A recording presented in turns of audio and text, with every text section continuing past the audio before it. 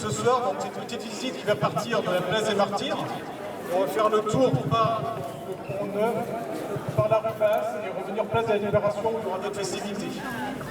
Donc là, on va revenir dans le contexte de 1944.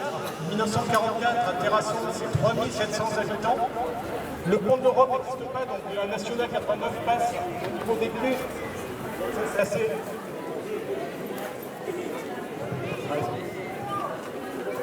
assez important. La place des Martyrs, ici, c'est la place de la Bastille. L'avenue Cornary, c'est l'avenue de la gare. Et Cornary, c'est un compagnon de la Libération qui est né à Terrasson. Si vous allez au musée de la Libération à Paris, vous verrez justement des photos de lui avec Charles de Gaulle. Donc lui, il est gouverneur à Yaoundé, au Cameroun. Donc le 10 juin 1944, sur cette place, ici dite des Martyrs, il y aura plus de 1000 personnes rassemblées par la Death Reich. Vous voyez, aujourd'hui, on est 200 à peu près, donc il y aura 1000 personnes rassemblées. Donc là, vous êtes devant la pharmacie qui était la pharmacie Latour. Donc dans cette fameuse pharmacie Latour a été fabriquée la farine de Bouzarine depuis 1934 à 1943. Cette fameuse farine de Bouzarine, elle a été exportée un petit peu partout en France grâce au docteur Joseph Veil, qui était réfugié à Terrasson de 1939 à 1943 pour alimenter les camps de prisonniers à Rivesaltes et à Gurs. Le docteur Joseph Veil, cette petite fille était la semaine dernière pour une conférence. Et ce monsieur donc, a dû quitter Terrasson rapidement parce qu'il a été dénoncé, mais il a sauvé 6000 enfants juifs des camps.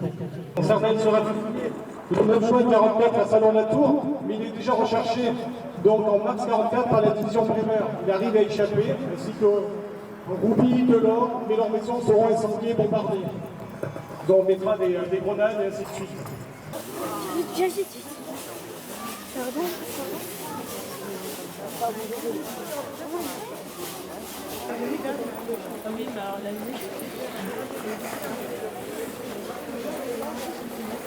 J'ai choisi des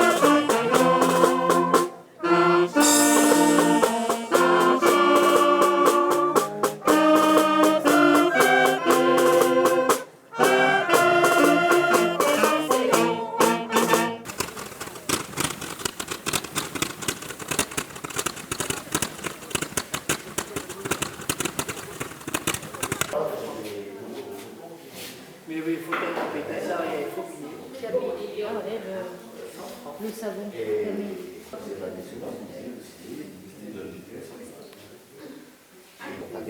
Apparemment, ils avaient 30 kilos de matériel.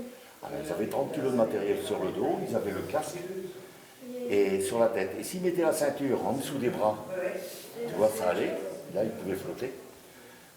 Ici en dessous des bras, ils pouvaient flotter. S'ils mettaient à la taille, avec les 30 kg qu'ils avaient sur le dos, et le casque, ils se retournaient dans l'eau et ils faisaient le canard.